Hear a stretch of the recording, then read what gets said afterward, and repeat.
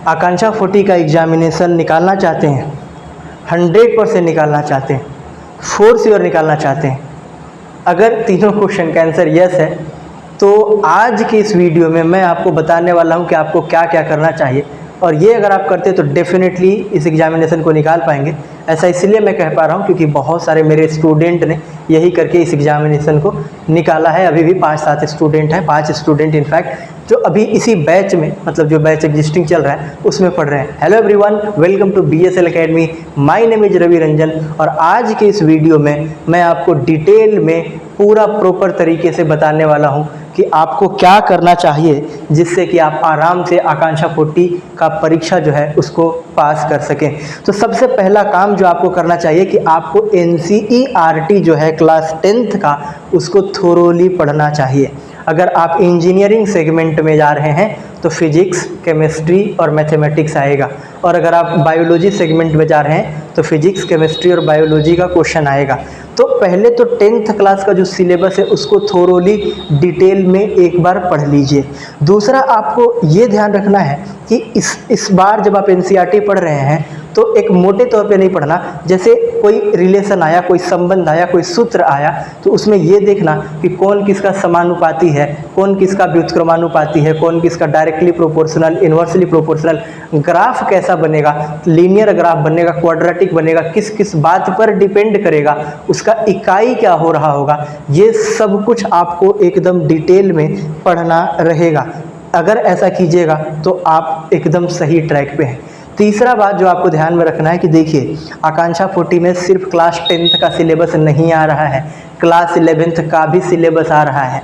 अगर आप चाहते हैं कि किस तरीके का क्वेश्चन आ रहा है ये देखने के लिए मैंने पूरा वीडियो बनाया हुआ है कि कौन सा सब्जेक्ट में कौन कौन सा टॉपिक पढ़ करके जाना चाहिए, 11th का कौन सा टॉपिक होगा, 10th का कौन सा टॉपिक होगा, सब्जेक्ट वाइज बनाया हुआ है। और प्लेलिस्ट बना हुआ है आकांक्षा 40 का, उस प्लेलिस्ट में जाकर के आप हर एक चीज़ को देख सकते हैं। तो इसमें 11th क्लास का भी क्वेश्चन आ रहा है, तो 11th क्लास के जिस टॉपिक से क्वेश्चन आ रहा है उस टॉपिक को बहुत डिटेल में पढ़ने का नीड नहीं है। उस टॉपिक को आपको क्या करना है, उस टॉपिक को एक एवरेज बेसिस पर पढ़ लेना है। लेकिन हाँ, आपको पता होना चाहिए कि उस टॉपिक में कौन कौन से क्वेश्चन बन सकते हैं। सिंपल क्वेश्चन, बहुत डिटेल में क्वेश्चन नहीं।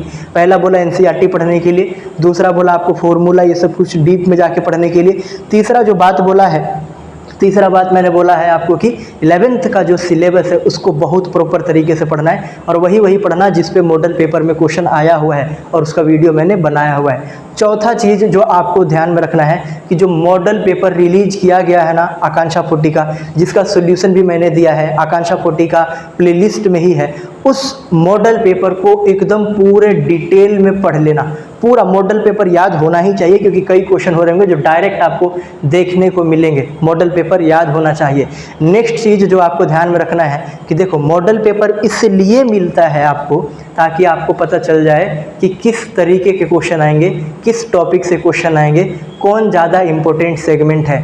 तो जिस टॉपिक से क्वेश्चन आया हुआ, जैसे मान लीजिए प्रतिरोध से आ गया तो प्रतिरोध को पूरा निचोड़ करके जाना, रेजिस्टेंस से आ गया, रेजिस्टेंस को पूरा निचोड़ करके जाना, प्रतिरोध क्या होता है, इकाई क्या होता है, किस पे डिपेंड करता है, वोल्टेज और करंट के बीच का ग्राफ कैसा होता है, ओम्स लॉ कैसा होता है, पूरा डिटेल में पढ़ करके जाना। और अगर आप चाहते हैं कि डिटेल में पढ़ें तो डिटेल में पढ़ने के लिए आपको क्या करना चाहिए, कुछ नहीं, कोई पैसा नहीं देना है। हर रोज़ 7 बजे आपके लिए क्लास चल रहा है, 5-6 क्लास हो चुका है। 7 बजे शाम में BSL अकेडमी यूट्यूब चैनल पर आपके लिए क्लास चल रहा है। आपको क्या करना है, आराम से क्लास अटेंड करना है। Last but not the least जो आपको गलती से भी नहीं छोड़ना है वो है टेस्ट अटेम्प्ट करना। तो सर टेस्ट होता कहाँ है? टेस्ट हम आपको प्रोवाइड करा रहे हैं, फ्री में करा रहे हैं। हर रोज़ रात 8 बजे हो रहा है। कहाँ पे मिलेगा? डिस्क्रिप्शन बॉक्स में आपको लिंक मिल जाएगा, वहाँ से आप टेस्ट भी अटेंड कर सकते हैं। तो जितनी बात बताया उतना करना, और लाइव क्लास डेली 7 बजे अटेंड कीजिए। और 8वां जो लास्ट पॉइंट बताया कि आपको हमेशा टेस्ट हर रोज़ लिखना है। अगर आप इतना करते रह गए, आकांक्षा 40 में आपका सिलेक्शन रुकने वाला नहीं है। और मेरा मकसद भी यही है कि इस बार ज़्यादा से ज़्यादा ऑनलाइन स्टूडेंट को आकांक्षा 40 में लाया जाए। ऑफलाइन वाले तो मेरे 5-6 स्टूडेंट जाते ही हैं। ठीक, तो ये सारी चीज़ों को कीजिए। और अगर किसी तरीके का कोई भी डाउट होता है, कमेंट बॉक्स में कमेंट करना, हम आपको प्रॉपर रिस्पॉन्स करेंगे। तो मिलते हैं नेक्स्ट वीडियो में। आज के लिए इतना ही। Thank you very much, thanks a lot and have a great day. Thank you very much.